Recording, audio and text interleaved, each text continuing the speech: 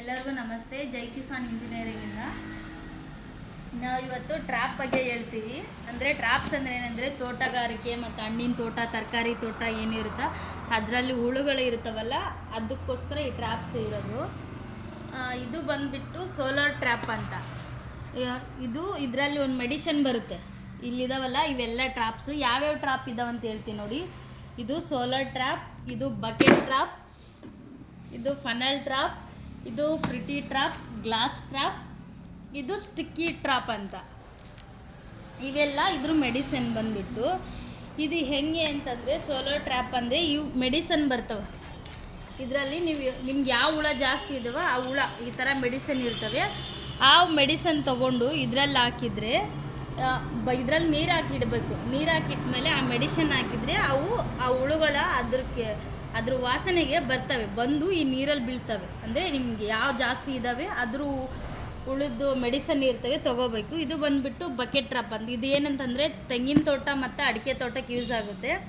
ಇದ್ರ ಮೆಡಿಸನ್ ಬಂದುಬಿಟ್ಟು ಎರಡು ಥರ ಇದ್ದಾವೆ. ಒಂದು 150, ಒಂದು 250. ನಿಮ್ಗೆ ಯಾವ ಮೆಡಿಸನ್ ಬೇಕು, ಯಾವ ಹುಳ ಜಾಸ್ತಿ ಇದ್ದಾವೆ ಅದನ್ನು ತೊಗೋಬೋದು. ಇದನ್ನು ಬಕೆಟಲ್ಲಿ ಈ ಥರ ಬರುತ್ತೆ.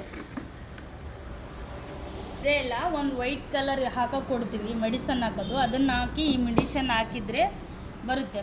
ಆವಾಗ ಅದ್ರ ವಾಸನೆಗೆ ಆಕರ್ಷಣೆಯಾಗಿ ಇವು ಬರ್ತವೆ. ಮೋಹಕ ಬಲೆಗಳಂತ ಹೇಳ್ತಾರೆ. ಅಂದರೆ ಇದು ಯಾವುದೇ ಮೆಡಿಸನ್ ಆಯಿತು ಜೇನು ಹುಳಿಗೆ ತೊಂದರೆ ಆಗಲ್ಲ. ಇವು ಮೆಡಿಸನ್ ಹಾಕಿದರೆ ಏನಿಲ್ಲ, ಒಂದು ಮೆಡಿಸನ್ನು 3 ರಿಂದ 4 ತಿಂಗಳಿಗೆ ಬರುತ್ತೆ. ಇವೆಲ್ಲ ತೋಟಗಾರಿಕೆ ಇರ್ತಾವಲ್ಲ, ನಿಮ್ಮ ಬದನೆ ಗಿಡ, ಮೆಣಸಿನ್ಕಾಯಿ ಏನಾಯಿತು ಎಲ್ಲ ತೋಟಕ್ಕೆ ಫನಲ್ ಟ್ರ್ಯಾಪ್ ಅಂತ ಈ ಥರ ಹಾಕಿ ಇದರಲ್ಲಿ ಮೆಡಿಸನ್ ಹಾಕಬೇಕು.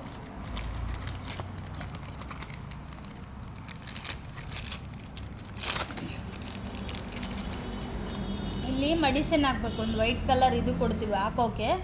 ಅಲ್ಲಿ ಹಾಕಿದರೆ ಹುಳುಗಳು ಬಂದು ಇದರಲ್ಲಿ ಬೀಳ್ತವೆ, ಇದರಿಂದ ಒಕ್ಕೊತವೆ, ಬೀಳ್ತವೆ. ಅವಾಗ ಇದು ಫನಲ್ ಟ್ರ್ಯಾಪ್ ಅಂತ. ಒಂದು ಕಟ್ಟಿಗೆ ಏನಾದರೂ ಹಾಕಿ ಅದರಲ್ಲಿ ಸಿಗಾಕಬೇಕು ಇದನ್ನು.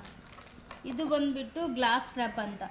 ಸಣ್ಣ ಸಣ್ಣ ತೋಟಗಾರಿಕೆ ಏನಾದರೂ ಗಿಡಗಳು ಇತ್ತು ಮನೆ ಹತ್ರ, ಹುಳು ಜಾಸ್ತಿ ಇತ್ತು, ಅವೆಲ್ಲ ಹುಳು ಎಲ್ಲ ತಿಂತಾ ಇದ್ದಾವೆ, ಬೆಳೆ ಹಾಳಾಗುತ್ತಂದರೆ ಇವು ಹಾಕ್ಬೋದು ಸರ್. ಇದಕ್ಕೂ ಮೆಡಿಸನ್ ಬರ್ತವೆ. ಇದು ಫ್ರೂಟಿ ಟ್ರ್ಯಾಪ್ ಅಂತ. ಅಂದರೆ ತರಕಾರಿ ಮತ್ತು ಹಣ್ಣಿನ ತೋಟಗಳಿಗೆ ಹೆಲ್ಪ್ ಆಗುತ್ತೆ. ಇಲ್ಲಿದೆ ಎಲ್ಲ, ಇದ್ರ ಒಳಗಡೆ ಮೆಡಿಸನ್ ಹಾಕೋದಿದೆ. ಇಲ್ಲಿ ಹಾಕ್ಬೇಕು. ಇಲ್ಲಿ ಹಾಕಿದರೆ ಇದನ್ನು ಈ ಥರ ಸಿಗಾಕಿದರೆ ಹುಳುಗಳು ಬರ್ತವೆ, ಬಂದು ಇದರಿಂದ ಒಳಗಡೆ ಹೋಗ್ತವೆ. ಅಂದರೆ ಹೊರಗಡೆ ಬರಲ್ಲ ಈ ಹುಳುಗಳು, ಅಲ್ಲೇ ಇರ್ತವೆ.